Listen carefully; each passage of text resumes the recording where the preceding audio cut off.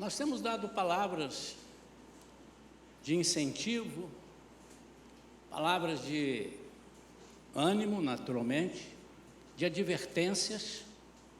Estamos começando um novo ano, o ano de 2026. Ainda estamos bem no início. E muitas vezes nós nos surpreendemos com algum obstáculo, alguma coisa que aparentemente nos atrapalha. E às vezes nos atrapalha, não só aparentemente, mas às vezes nos atrapalha, nos abate. Eu quero trazer uma palavra de Deus para a nossa vida nessa noite.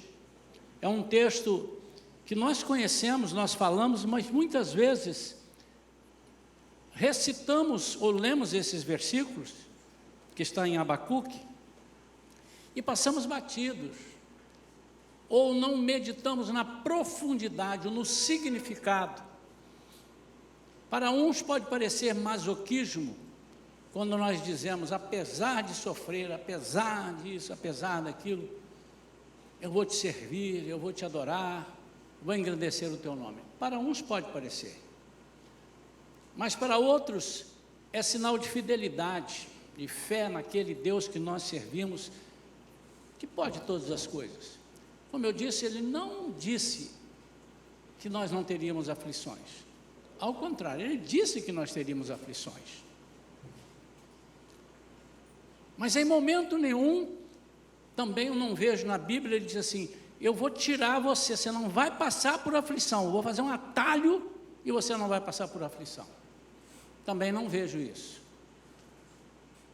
A não ser que haja um caso assim especialíssimo, por exemplo, quando o povo vindo do Egito, saindo do Egito, Deus desviou o seu povo numa emergência, porque o povo ia passar por uma terra onde tinha que enfrentar algumas guerras, e diz a palavra que eles não estavam acostumados, eles não sabiam guerrear, e o Senhor então, podendo dar a vitória, falou assim, não, eu vou, Deus conhece o nosso coração, sabe lá o que ia acontecer com aquele povo, passando no meio das guerras, será que eles teriam fé ou não? Aprove a Deus, mas normalmente, o Senhor é conosco em meio a tribulações, em meio. Há uma canção antiga, eu até gravei esse hino, né? E o coro dele diz assim, glória a Deus, porque cuida dos problemas, glória a Deus, porque em Cristo há poder, glória a Deus.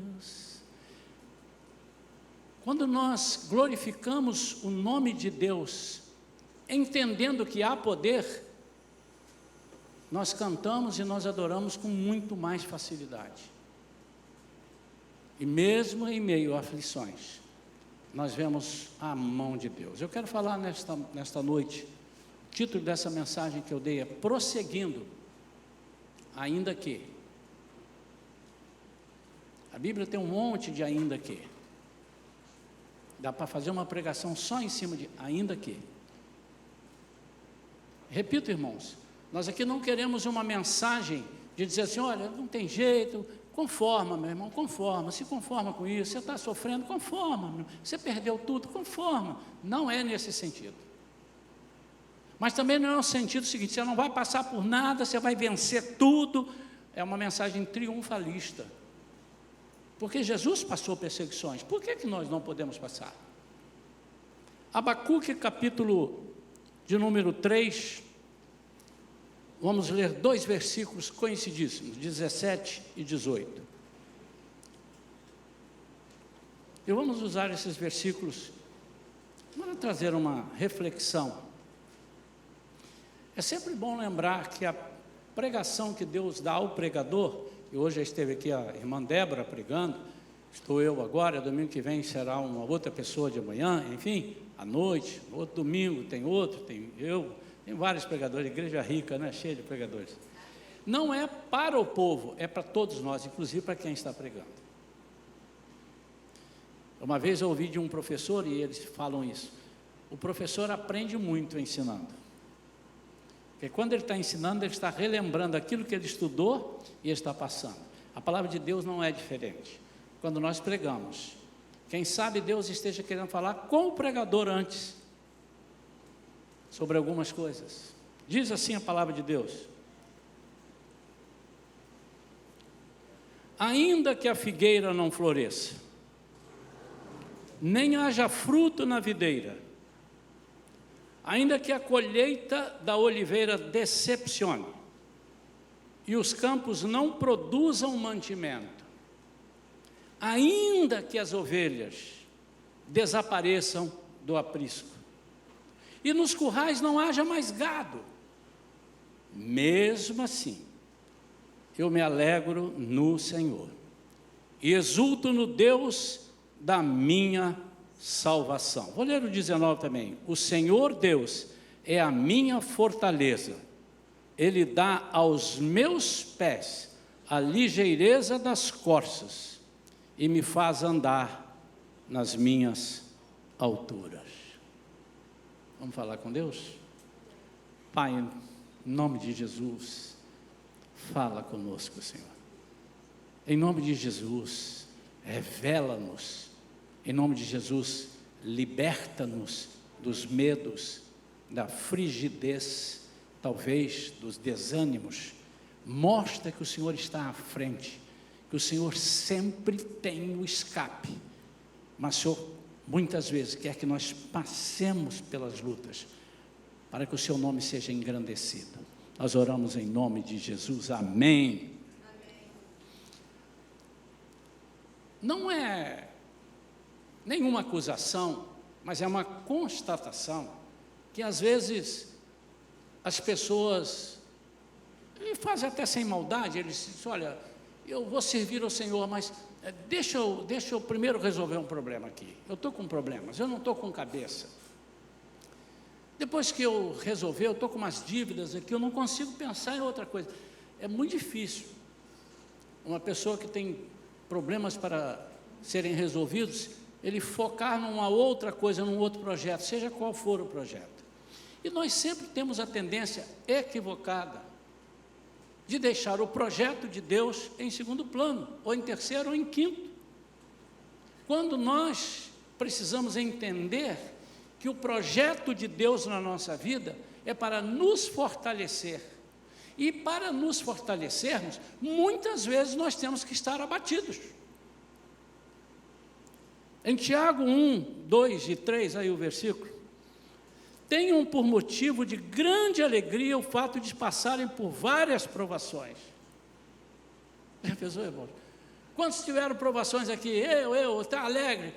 Estou uma felicidade, eu passei por uma provação difícil, me derrubaram, quebraram minha perna, e pegaram o que era o meu cliente, eu fiquei sem cliente, que alegria! Mas se o versículo terminasse aí, poderia ter chamado: essas pessoas são loucas. Tenham por motivo de grande alegria o fato de passarem por várias provações, sabendo que a provação da fé que vocês têm produz perseverança. Como é que nós vamos perseverar? Quando nós percebemos que passamos, não só tivemos provações, mas passamos pelas provações. Você já percebe isso? Passei por isso. Entrei aqui, saí lá na frente. Tive dificuldades, mas passei. E só quando a vida está favorável para nós é que nós achamos, quando tiver uma folguinha, quando está tudo bem, nós vamos mostrar por textos bíblicos que não é assim, que servos de Deus, inclusive o próprio Jesus, em situação muito desfavorável, humanamente falando, que ele era 100% Deus e 100% homem, desfavorável, tristeza na alma. Jesus chorou, Jesus teve tristeza, teve aborrecimentos, teve tudo para, em algum momento, não digo desistir, mas ficou abatido. E qual é a solução? Ou quais são as soluções? Uma já disse assim, aqui, que nós confiamos no Senhor. Ele vai produzir em nós a vitória que nós precisamos. Mas, de novo, irmãos, eu preciso que a igreja compreenda que nós não estamos oferecendo que a tempestade não virá sobre a sua vida. E às vezes nós estamos cantando, né? Porque acostumamos falar isso. Se não tiver um caminho, Deus vai abrir o caminho. Eu preguei sobre isso, sobre o caminho do deserto. Ele vai dar as trilhas, mas você vai passar no deserto.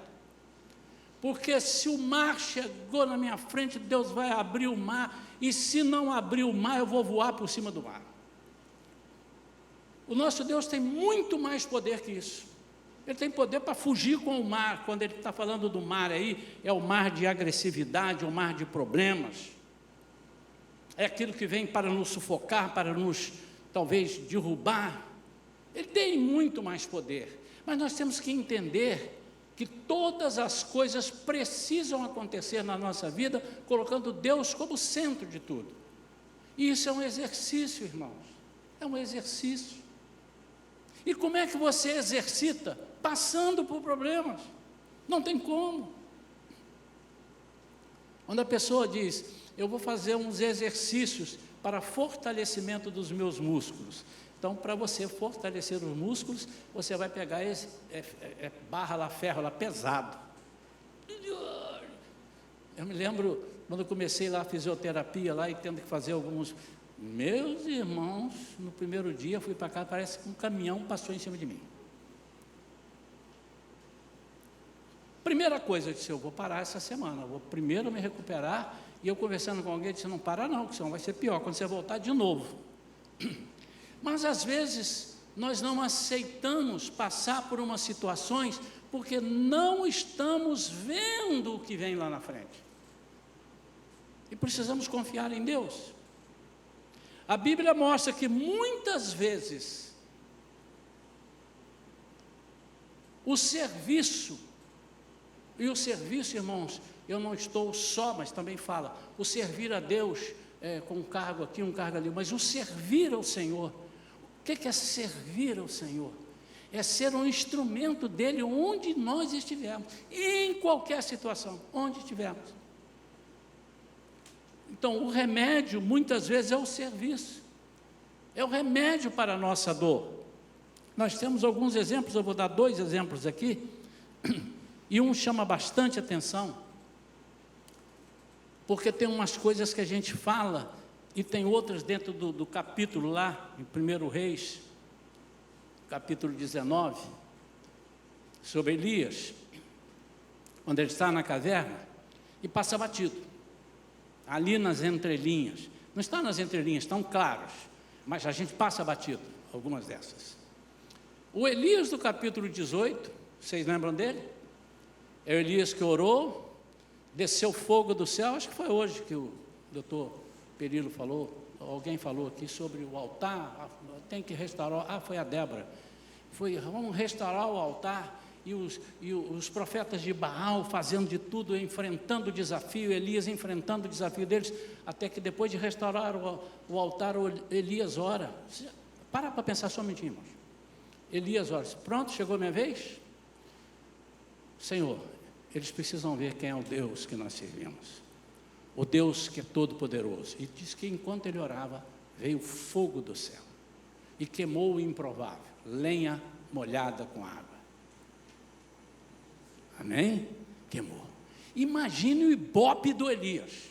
Quando acabou dali, Elias, ele é o nosso rei, Elias. Então, ele andando na rua, como é que vai, seu Elias? Tudo bem? Vai, tudo bem. O ibope, porque até para ele, puxa vida, Deus me atendeu. Mas logo a seguir, Jezabel manda um recado para ele. E diz assim, assim como você fez, porque os profetas de Baal foram mortos, a espada, como tinha que matar, Deus providenciou isso, não se pegue nisso, tá? Eles foram mortos, foram aniquilados, e a Jezabel disse, olha, a mesma coisa que você fez com eles, eu vou fazer com você. E ele zarpou, ele deu perna para que te quero, e foi embora, sumiu, se escondeu numa caverna. Agora vocês vão ver o Elias do capítulo 19, de 1 Reis. E lá em 1 Reis, esteja atento aí, meu amado, para nos ajudar. No 1 Reis, capítulo 19, já no final, porque o anjo já tinha aparecido para ele. O que ele está fazendo aqui? Ele disse, pois é, vida, meu Deus, assim não dá. Estou fazendo tudo certinho, Olha, estão querendo me matar. Ele murmurou bastante, mas vamos pegar já no finalzinho a solução que Deus dá para Elias. 1 Reis 19, 15, diz assim: então o Senhor disse a Elias: vá, volte ao seu caminho para o deserto de Damasco. Chegando lá, unja Azael como rei da Síria. Unja também Jeú, filho de Ninsi, como rei de Israel, e Eliseu, filho de Safate, de Abel-Meolá, como profeta em seu lugar. 17. Quem escapar à espada de Azael, Jeú o matará. Quem escapar à espada de Jeú, Eliseu o matará. Também conservei em Israel 7.000, todos os joelhos que não se dobraram a Baal, e toda a boca que não o beijou. A primeira coisa que nós vemos nesse texto é que Deus vai curar o Elias, não mandando um presbítero lá, é bíblico. Está doente? Chama o presbítero. E ele vem, orará, o óleo da unção curará, a fé, o óleo ungirá, e a oração da fé curará. É bíblico, mas ele não mandou um presbítero, ele não mandou outro profeta. Ele disse assim: o que você precisa é continuar no propósito que eu te dei. Você estava sendo usado. O que aconteceu? Agora tem uma ameaça? Agora você está vendo que as coisas estão parecendo completamente contrárias, você está sendo perseguido e você vai se esconder? Então eu vou te dar a cura. Ah, que bom, o Senhor vai me curar. Porque ele pedia isso, aliás, ele pedia a morte. Nos versículos anteriores, ele está dizendo: Senhor, é melhor eu morrer. Ele estava desistindo. E Deus disse: eu vou te dar a cura. Levanta e vai ungir 2 reis. E vai ungir um profeta, alguém no seu lugar que vai te substituir. Você pode procurar, a partir daí, você não vai encontrar Elias em momento nenhum, até o momento que Deus o toma para si, você não vai ver Elias reclamando mais. Por quê? O serviço ao Senhor, o exemplo de vida, aquilo que ele foi fazer, o curou. E muitas vezes, amados, nós nos esquecemos dessa arma poderosa. Um outro exemplo é Jesus, ao saber da morte de João Batista. João 14, a partir do versículo 13. Olha o que diz ali.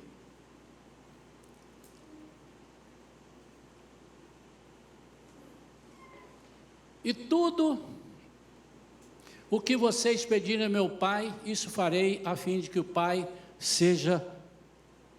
Perdão, não é João, é Mateus. Mas isso também está certo, tudo que você pediu ao Pai, Ele fará. É Mateus, me perdoe.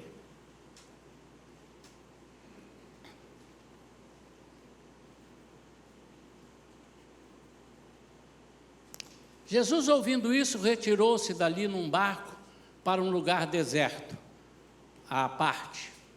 Ao saberem disso, as multidões vieram das cidades seguindo-o por terra. A gente começa esse texto daí, esse texto vai falar da multiplicação dos pães, do grande milagre. Mas eu queria ler o versículo 12. Vê lá o versículo 12, para você entender. Então vieram os discípulos de João, levaram 11. 10. Assim deu ordens para que João fosse decapitado, Herodes, decapitado na prisão. Versículo 11. A cabeça foi trazida num prato e dada à jovem que a levou à sua mãe. Conhece essa história. Versículo 12. Então vieram os discípulos de João, levaram o corpo e o sepultaram. Depois foram e anunciaram isso a Jesus. 13. Agora você vai entender. Jesus, ouvindo isso, o quê? Da morte de João. Primeiro, que ele era o precursor, né? Ele era o precursor de Jesus. Segundo, ele era primo de Jesus. Retirou-se dali num barco para um lugar deserto à parte. Lugar à parte. O que Jesus falou? Ah, não. Caramba, por que fizeram isso com João? Puxa vida. Talvez ele tenha chamado um mais chegado a ele e disse assim: ó, aqui, não me importuna não, eu vou me retirar, eu quero falar com o Pai, eu vou num canto. eu vou num canto, eu vou orar, porque ele era humano também. E quando a multidão soube que ele tinha ido para lá, diz lá o versículo seguinte: ao desembarcar, Jesus viu uma grande multidão, compadeceu-se dela e curou os seus enfermos. Irmãos, eu não sei se vocês já passaram por alguma situação semelhante, mas é muito ruim quando alguém depende de nós para um conselho, para uma oração, e nós estamos enfrentando uma tremenda adversidade, um problema que às vezes nós nem podemos falar para as pessoas, às vezes nem adianta falar para as pessoas. Por quê? Porque talvez o problema da pessoa, na visão dele, é muito maior do que o nosso. E como é difícil, mas Jesus está nos dando o exemplo. Eu preciso de cura agora para a minha alma, que eu estou triste, eu estou abatido. Os versículos estão mostrando. E a multidão, quando soube que Jesus estava lá, não quis nem saber, já partiu para lá e diz que ali, que Jesus curou a muitos, fez muitos milagres, inclusive depois a multiplicação dos pães.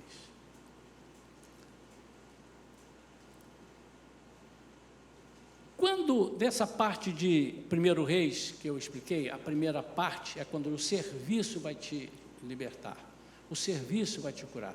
Existe uma outra coisa, é que Elias achou, eu estou aqui sozinho, eu fui abandonado, ninguém faz nada, não tem ninguém que me ajude. E o Senhor disse: não, há mais 7.000 que, como você, não dobraram os seus joelhos e não beijaram a estátua, não beijaram, não se renderam a Baal. Então nós temos uma tendência, quando o problema vem sobre nós, que nós e somente nós estamos com problemas. E muitas vezes, irmãos, nós ficamos numa situação tão deplorável, tão triste, e não conseguimos ver pessoas em situação muito piores do que a nossa situação. Às vezes nós, puxa vida, estava acontecendo isso com você. Uma vez eu estava numa igreja e um pastor estava lá pregando, eu fui lá para participar também, e estava ali uma senhora,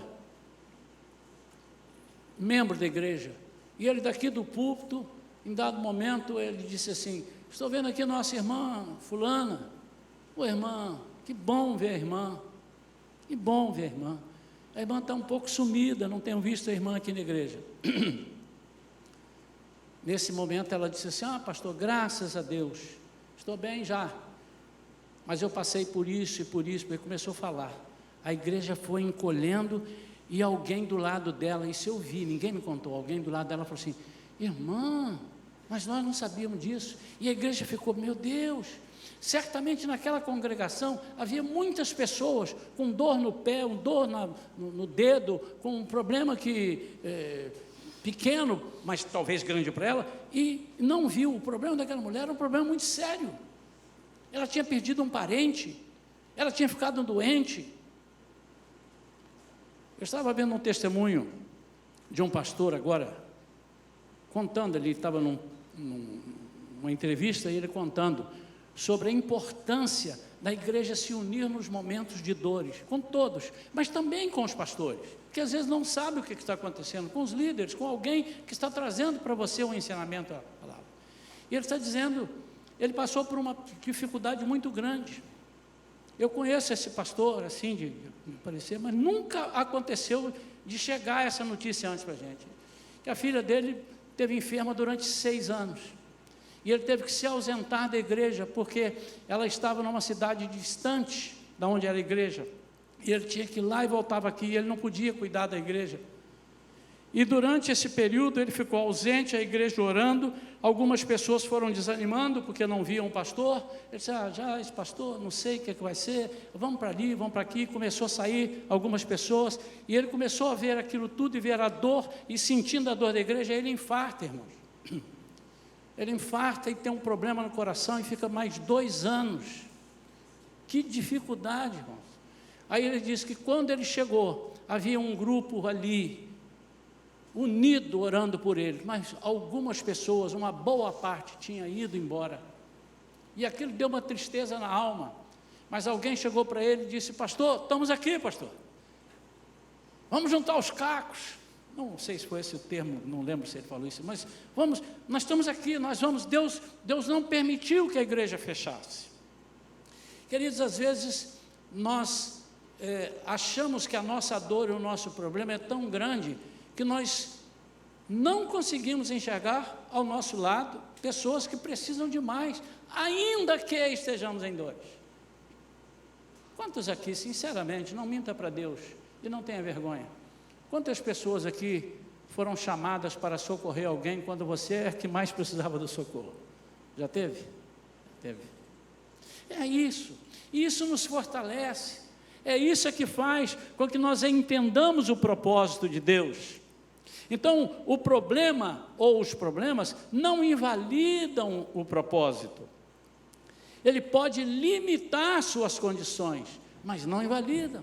Tem um outro exemplo, quando Paulo e Silas estão na prisão, lá em Atos 16, eles estão na prisão por estarem fazendo as coisas certas, eles estavam pregando o Evangelho. Irmãos, muitas vezes nós estamos fazendo a obra do Senhor e achamos que ninguém está vendo, ninguém precisa ver, ou então que as pessoas não estão dando valor àquilo que nós estamos fazendo, mas Deus está vendo, Ele vê do céu, Ele nos fortalece, Ele segura na nossa mão. É muito gostoso ver isso. E Paulo e Silas estavam lá, mas ele não falou: Senhor, o Senhor não está vendo? Nós fomos expulsar o demônio de uma pessoa que estava atrapalhando a gente, e eles vieram e nos prenderam, mas não só nos prenderam, deram uma surra. Como é que servo de Deus pode levar surra? Nosso Deus é maior, nós não podemos levar tapa de ninguém, nós somos filhos de Deus. Não, eles não falaram nada disso, ao contrário, em meio à dor. Irmão, como é difícil. Eu quero desafiar você a estar andando sem sapato, sem nada, sem chinelo, descalço, e meter o dedinho do pé na quina da mesa, no inverno. É uma dor que vai na alma. Tenta nesse momento não xingar, não chorar e falar assim: glória a Deus. Faz o exercício. Quantos já passaram por isso? Já passaram? Os que não passaram, hoje ainda, chega na sua casa, mete o dedinho na canela e faz. É um exercício para você ver. Irmãos, como é difícil. Estou brincando naturalmente, né? Parece um masoquismo. Oh, glória a Deus, quebrei um dedo, agora vou quebrar mais outro, porque eu quero agradar o Senhor. Não, parece que nós estamos dizendo, mas não estamos dizendo não. Eu estou dizendo que é difícil, mas é necessário, por algumas razões. Primeiro, porque o Senhor está nos provando, mas para mim uma das coisas mais importantes é que isto é uma poderosa arma de guerra. Então, se o seu serviço a Deus depende de tudo estar bem, você me perdoe, irmão, mas você não está servindo a Deus, você está negociando com Deus. É como se você estivesse dizendo: Senhor, eu vou ser crente, mas eu não quero que as minhas finanças aconteçam errado. Mas quem mandou você aplicar num lugar que Ele não mandou aplicar? O seu dinheiro foi embora, Ele não tem culpa disso. Ah, Senhor, eu vou entrar aqui num lugar, porque o Senhor é comigo, o Senhor disse que, o Senhor mostra na Bíblia quanto o Senhor salvou, e quanto o Senhor tirou, quanto o Senhor deu livramento. Eu sou seu servo, eu preciso desse livramento, mas às vezes não é isso que Deus quer de você.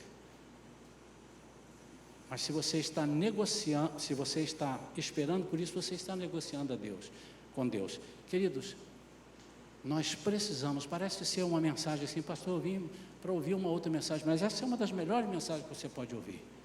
Eu estou dizendo assim: apesar das dificuldades que você está passando e outras que você passará, não deixe de falar de Jesus, não deixe de testemunhar. Então, esse aqui é um dos grandes exemplos. A nossa arma de guerra é o nosso testemunho, aquilo que nós fazemos, esse servir a Deus, esse falar de Jesus, mesmo em meio a circunstâncias difíceis, ela perturba o inimigo. O inimigo fica assim, quase que parece que ele ficou zureta, sem radar. Eu não estou entendendo. Como é que pode? Como é que pode? Eu não estou entendendo. Que situação é essa? A pessoa O pastor Elias Dantas estava contando, recentemente, eu vi um vídeo dele contando, de uma pessoa que ele foi visitar, e chegou lá, ele estava doente, a pessoa muito doente, ele foi lá orar por ele. Eu não me lembro de muitos detalhes, mas o escopo de tudo, ele diz assim, ele cheguei lá, ele falou assim, e aí? Não, pastor, eu estou doente, o médico disse que é uma coisinha lá, meio brava, ele disse que é o problema de câncer. É um problema de câncer, mas eu vou ficar bom, pastor, eu vou ficar bom, pode ficar tranquilo aí, eu vou ficar bom, eu não vou deixar de adorar meu Senhor. E ele orou por aquele homem, e aquele homem foi piorando, até que ele foi para o hospital, ele foi lá no hospital visitar o homem. Pastor, o senhor não sabe o que Deus está fazendo aqui, Deus me trouxe aqui, pastor, eu já salvei aqui no nome dele umas 10 pessoas, já falei de Jesus, e aquele homem, ele foi conversar com o médico, disse, o caso dele é muito grave. Ele disse, pastor, mas fica tranquilo, Deus está me usando aqui, Ele me trouxe aqui para isso, esse negócio do câncer, não tem problema, eu não vou deixar de falar. E passado mais alguns dias, a esposa dele disse assim, olha, ele está quase morrendo, ele pediu para o senhor ir lá, e ele, quando chegou lá, ele disse assim, e aí meu irmão? Ele, então, Deus fez muita coisa aqui comigo, Ele não me curou não, mas agora estou indo encontrar com Ele. Irmãos, eu chorei quando eu vi aquilo. E eu vou ser sincero para você, eu não sei se eu estou preparado para falar aquilo que ele falou naquela situação. Pastor, o senhor agora me desmontou, pastor. Você está confiando errado, irmão, você está confiando no homem? Eu estou abrindo meu coração, é muito difícil, irmão. É difícil ou não é difícil? Você queria que eu dissesse, não, deixa eu pregar. Aí eu estou desdizendo a mensagem que eu estou pregando. E aquele homem faleceu. E quando ele chegou em casa, que foi falar com a mulher, ele deu um testemunho muito bonito lá no hospital, antes de morrer, e a mulher disse, pastor, o senhor não sabe a vida desse meu marido, ele sempre foi crente, mas desde que ele descobriu a enfermidade, ele nunca serviu tanto a Deus, quanto nessa circunstância, nessa situação. Deixa eu te dizer, primeiro perturba o inimigo. É inexplicável alguém servir a Deus estando em muitas desvantagens, é inexplicável. E aí, o nosso testemunho de vida é muito valioso. Eu quero falar 2 minutos sobre o testemunho de vida, porque eu já vi pessoas dizendo assim, não, se você der um bom testemunho, você não precisa nem pregar. Não é isso não, irmãos. Jesus não disse por todo mundo, e vai dar todo testemunho, bom testemunho, não. Ele disse o seguinte, ide por todo mundo e pregai o Evangelho. E o apóstolo Paulo disse, há tempo e há fora de tempo. Sabe o que é há tempo e há fora de tempo? Quando Deus mandar você falar, manda na lata, como diz a minha irmã, a doutora Tatiana. Tem que falar na lata algumas coisas. Estou falando em termos de salvação. Meu irmão, você vai de pé junto para o inferno. Você não está vendo, irmão? Você está indo para o inferno. Eu não quero mais falar contigo. Ok, perdi a amizade, mas ganhei mais força com Deus. Nós temos que fazer isso. O bom testemunho que ele está falando aqui, e que eu estou querendo pregar para você, é o testemunho de vida com Jesus, apesar das circunstâncias. Ainda que esse testemunho que o pastor Elias Dantas deu sobre esse homem, está rodando em todos os lugares, e as pessoas estão dizendo, vai ter fé assim lá no céu.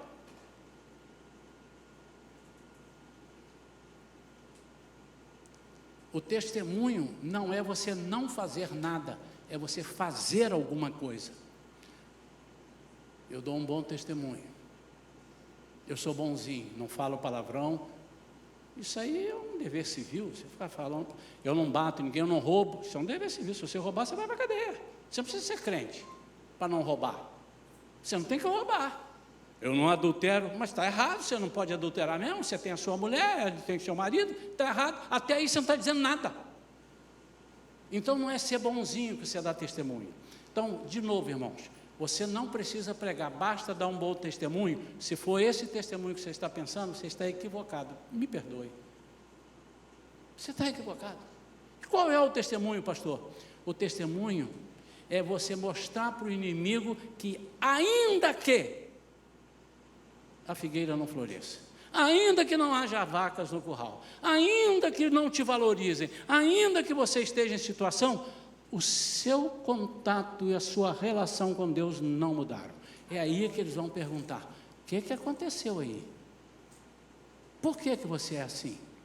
Já contei aqui uma ou duas vezes, e é bom sempre lembrar, né? Porque agora encaixou, lembrei que não estava nem aqui no meu esboço. Eu tinha um amigo, mas muito amigo, trabalhou comigo, e o cara era amigão. Aí eu fiz uma sociedade com ele, eu estava desempregado e ele também. E nós fizemos uma sociedade.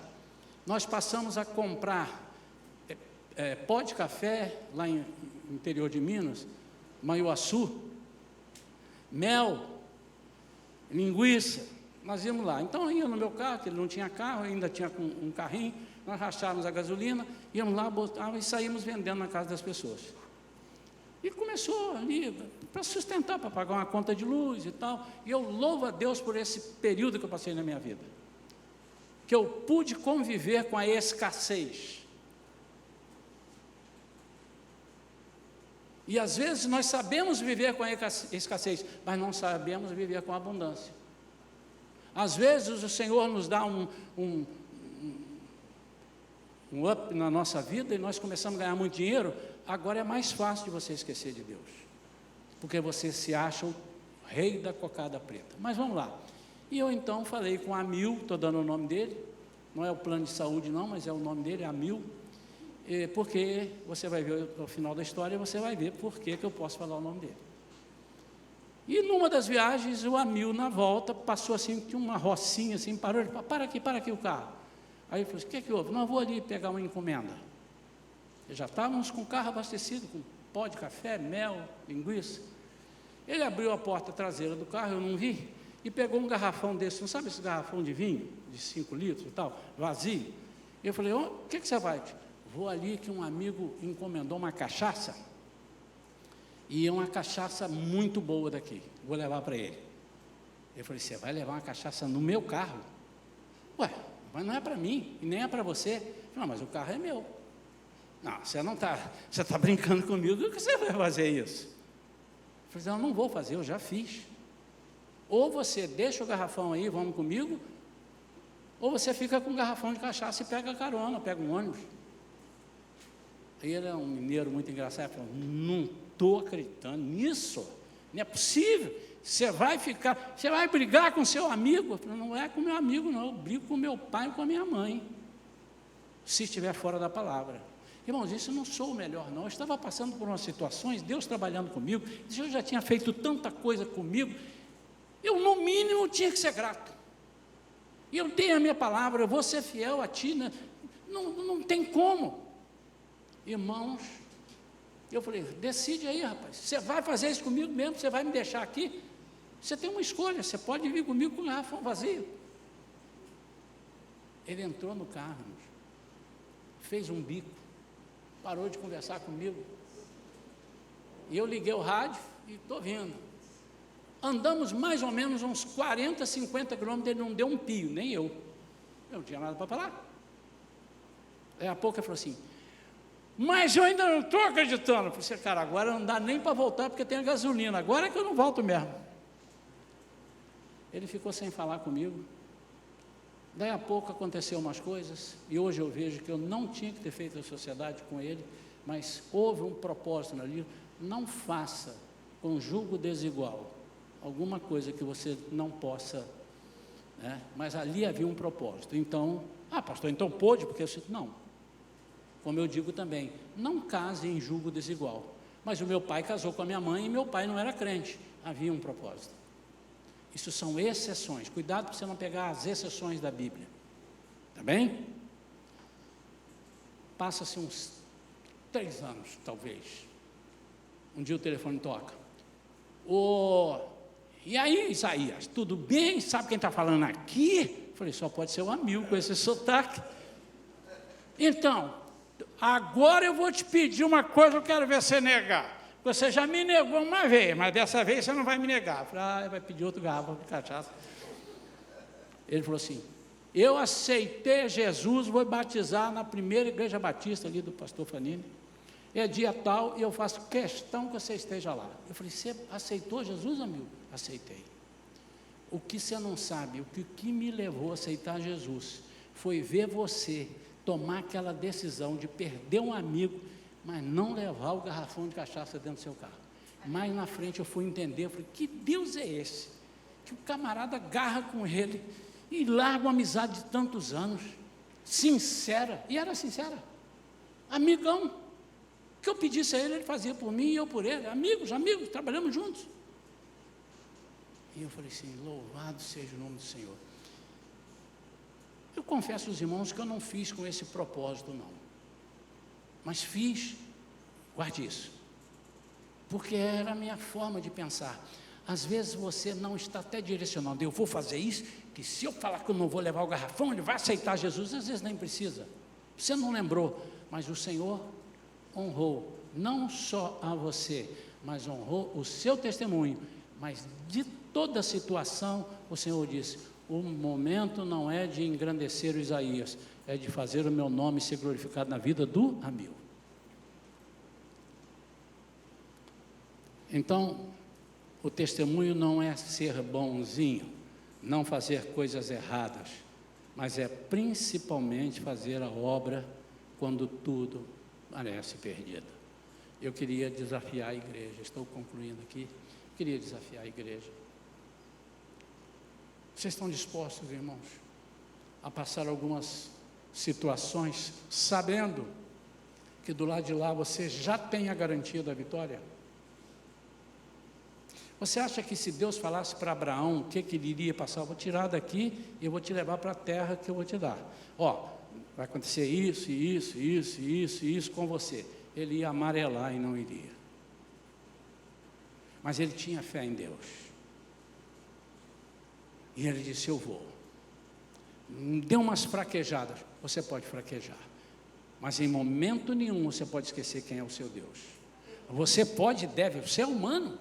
Nós temos uma natureza falha, pecaminosa, nós somos humanos, podemos fraquejar, podemos realmente, eu já fiz isso, não é possível assim, não, eu vou chutar o balde, não é possível, já aconteceu comigo, já aconteceu praticamente com todos vocês, já deve ter acontecido, isso não é aquilo que vai te invalidar, o que você precisa é ter um coração voltado para Deus, Ele conhece o nosso coração, Ele sabe que eu fraquejei porque eu sou fraco. Ele sabe que eu neguei fogo na hora porque Ele sabe que tive medo. Mas Ele sabe que o meu coração está ligado a Ele. Essa é a grande diferença. Essa é a diferença daquele que serve a Deus para aquele que não serve a Deus. A Bíblia diz isso. Quando Ele diz, vocês verão a diferença que vai acontecer para aqueles que servem a mim. Daqueles que servem a mim para aqueles que não servem a mim. Então não espere a vontade chegar, ou o problema sumir. Comece a servir com o que você tem e onde você está.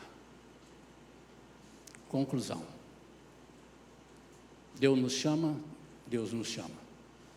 para sermos usados nos momentos favoráveis ou desfavoráveis. Em todos os momentos.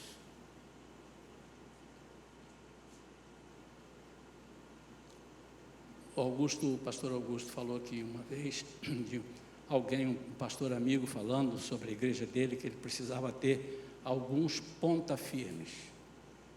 Deus está procurando os ponta firmes. Antes de vocês serem desafiados, eu sou desafiado.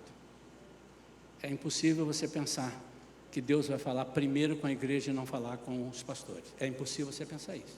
Ele pode até fingir que não está ouvindo, mas Deus não é doido. Vai lá nas cartas, as 7 cartas da igreja da Ásia, ao anjo da igreja. Deus estava falando com o pastor da igreja. Mas Ele fala com você também, para fechar com aquilo que Ele está falando. O que eu quero dizer com isso? Irmãos, há momentos na vida dos pastores que eles precisam olhar e dizer assim, estamos juntos? De vez em quando um amigo manda alguma coisa para mim, tem isso assim, ele manda aquela mãozinha, estamos juntos, TMJ, estamos juntos. E eu quero saber, será que nós podemos contar, como pastores, com aquilo que Deus quer realizar aqui na igreja? Isso não diz que nós estamos 100% certos, porque Deus vai falar com você, levanta, você está orando, ajuda o pastor, ele está entrando por um caminho que não é o correto. E pode ser que Deus não tenha me falado isso. Ah, pastor, é isso acabou de... Não, está na Bíblia. Está na Bíblia. Quando Eliseu falou para aquela mulher que ela teria um filho, o primeiro a saber foi ele. Ele diz, daqui a 1 ano, a mulher de Sunem, a sunamita, você vai ter um filho. Mas, alguns anos depois, o garoto morre. E a única pessoa que não sabia era Eliseu. Ela vai ao encontro dele. O menino, ajudante de Eliseu, tenta impedir a mulher de chegar aos pés dele. Ela disse, não vem incomodar, ele está orando, não venha. Aí ele disse, deixa ele, deixa ela, que ela está atribulada de alma, está com o coração, e Deus não me revelou o que é. E ela chega à frente dele e disse assim, meu pai, profeta, eu te pedi alguma coisa? O Senhor me prometeu que eu teria um filho, e agora ele está morto. Ele não sabia daquilo. Então, há coisas assim que Deus pode levantar um profeta dentro da igreja, no sentido de somar, não no sentido de apontar o dedo. Ué, mas eu não posso apontar o dedo? Não vamos entrar nesse detalhe, mas na maioria das vezes, quem aponta o dedo no sentido de destruir é Satanás. O servo de Deus aponta o dedo e diz assim, querido pastor, vamos aqui, gente, vamos orar, vamos... Fiquem tranquilos, irmão, está tudo bem comigo, e até onde eu sei, com os demais pastores. Mas estamos dizendo que o Deus tem falado comigo sobre algumas situações, alguns irmãos que estão com problemas. Deus tem falado. Você sabe, porque você me contou, e às vezes Deus nem precisa que você me conte, Deus mostra. Ele nos chama para sermos usados em todas as circunstâncias, em todos os momentos. E nós vamos caminhar assim. E 26 será um ano de muitos desafios. Por que o senhor está dizendo isso, pastor?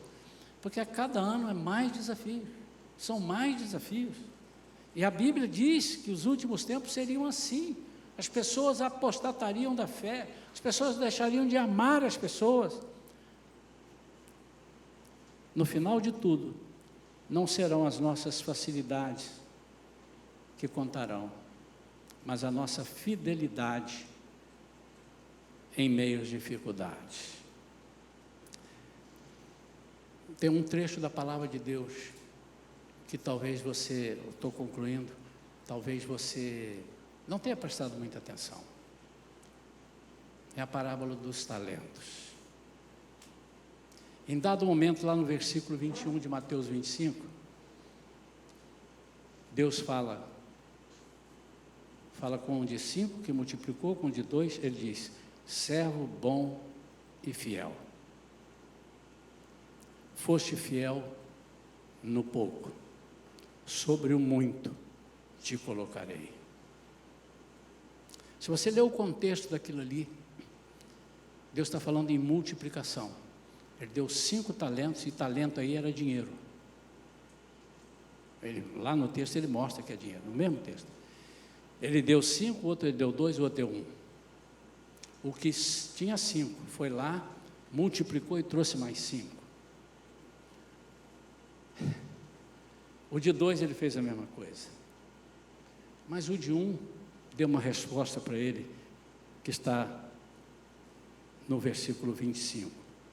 Abre para mim lá, por favor, Mateus, capítulo 25, versos 24 e 25. Por favor, vamos concluir. Mateus 25, 24. Chegando por fim o que tinha recebido 1 talento, disse, sabendo que o Senhor é um homem severo, que colhe onde não plantou, e ajunta onde não espalhou. Ele está dizendo, eu sei que o Senhor é justo, o Senhor é um homem de justiça, eu prefiro não me arriscar, é isso que ele vai dizer. Fiquei com medo, e escondi o seu talento na terra. Aqui está o que é seu. E ele vai receber uma palavra. Quando Uma palavra contrária aos outros que diz: foste fiel no pouco, sobre o muito te colocarei. O entendimento que Deus me dá nisso, dentro dessa mensagem eu posso trazer para aqui, é que quando nós somos fiéis ao Senhor, no pouco ou nos poucos recursos que nós temos, não recursos financeiros, recursos, eu estou abatido, eu estou combalido, mas ainda que a figueira não floresça, ainda que não haja fruto nenhum à vista, ainda que eu seja enganado e esperando uma colheita que não veio, ainda que não haja vacas no curral, aí você pode estar dizendo, ainda que eu esteja desempregado, ainda que eu até esteja enfermo, eu não posso negar o chamado para o qual eu fui chamado. É difícil, irmão. Se fosse fácil, não seria uma pregação. Você diz, ó, isso aí é fácil, você lê ali, tem um manual, aí você vai. Por isso você precisa de ajuda, eu preciso, nós precisamos de ajuda. E esses poucos recursos são os recursos desfavoráveis, os momentos onde nós estávamos na tábua da beirada, onde nós estávamos ali com a água quase já entrando na boca, mas nós não negamos fogo. No momento onde as pessoas parecem que todas nos abandonaram, é nesse momento que o Senhor quer mostrar quem Ele é na sua vida. E a palavra de Deus disse, ainda que teu pai, o Senhor falando, ainda que teu pai e tua mãe te abandonem, eu, contudo, não te abandonarei. Isso é uma palavra que você precisa guardar. E por isso eu quero orar nesse momento. Nós vamos fazer algo bem, não bem diferente, mas diferente do que estamos fazendo. Nós vamos ficar de pé agora, irmãos. E eu não quero obrigar a ninguém, absolutamente. É uma sugestão. E eu sei que alguns irão fazer. Se todos fizerem, melhor. Mas se não fizerem, fica contigo. Eu quero agora que nós todos oremos por nós todos. E como é que nós podemos fazer isso? Eu vou deixar você olhar ali, olhar aqui para trás. Escolha 2, 3 pessoas, onde você faz um grupinho de 2, 3 pessoas. Porque certamente nesse processo, eu vou estar pedindo a 2 ou 3 que estão com problemas para orar por 2 ou 3, quando esse que está orando é que precisaria de receber. Mas eu quero te provar que quando você estiver orando, estando você com problema, a pessoa receberá e você será curado. Você terá a sua... Eu já vi isso, a Bíblia fala, e eu já vi isso acontecer, na minha vida e na vida de outras pessoas que eu vi orando. Se você sentir de Deus, você pode vir aqui pegar o óleo da unção para aqueles que creem. Pergunta, você crê na unção com óleo? Se a pessoa disser, eu creio, tá bom. Não é o óleo que vai te curar, é a oração, diz a palavra de Deus. Unja com óleo e a oração do justo, a oração do presbítero, a oração do servo. Então, irmãos, essa igreja não obriga nada. Eu quero aqui, agora 3 aqui, 3 ali. Não, eu estou sugerindo. E eu não posso fazer aquilo que o seu coração não quer fazer. Nós temos visitantes hoje aqui. E eu pediria aos irmãos que ficassem muito à vontade, mas chegassem perto desse visitante para orar com eles. Não sabemos por que o visitante veio aqui hoje. Certamente não foi para me ver. Não deve ter sido. Deus conspirou a favor deles. Eles estão aqui, eles podiam estar em outro lugar. Então, tem visitante, não deixa o visitante sozinho, irmãos. Eu, quando ia numa igreja visitar, que eu ficava lá, ninguém vinha falar comigo, ninguém me dava um apoio, um abraço, eu saía dali e falei, parece que eu sou um pedaço de pau, então eu quero te deixar. Eu estou te dando esse tempo para você já ir olhando à volta aí, olha, faz um olhar 180 graus aí, ó. Faz aí, pode ir já procurando as pessoas. Você vai orar. Você pode chegar e perguntar assim, qual é o motivo da sua oração? Não, aquele que foi perguntado, não conte uma história, irmão, senão nós vamos sair daqui 10h30 da noite. Só diz assim, ore por isso e isso, enfermidade no lar, minha família. Vamos fazer isso, irmãos? Isso é um exercício para a nossa alma. Antes de você começar a orar, olhe para mim, por favor. Antes de orar, eu esqueci de um detalhe. Olhem para mim. Quantos nesta noite aqui na igreja, quantos estão precisando que Deus faça alguma coisa, às vezes um milagre, dê uma mexida na sua vida, que você está precisando de uma palavra, de uma unção de Deus, de uma mão de Deus, de uma restauração em alguma área da sua vida. Quantos tem aqui? Levante a mão. Levante a mão bem alta, irmão. Bem, irmão. Vários. Pois é. Vocês vão agora ser usados, porque não depende de você estar bom. Jesus não estava bom quando foi fazer aquele monte de milagre. Estava triste porque mataram o primo dele. Podem fazer isso. Orem. Vocês vão ver o que vai acontecer na vida de vocês. Nós temos alguns visitantes, vamos ter um carinho com eles aí, irmãos.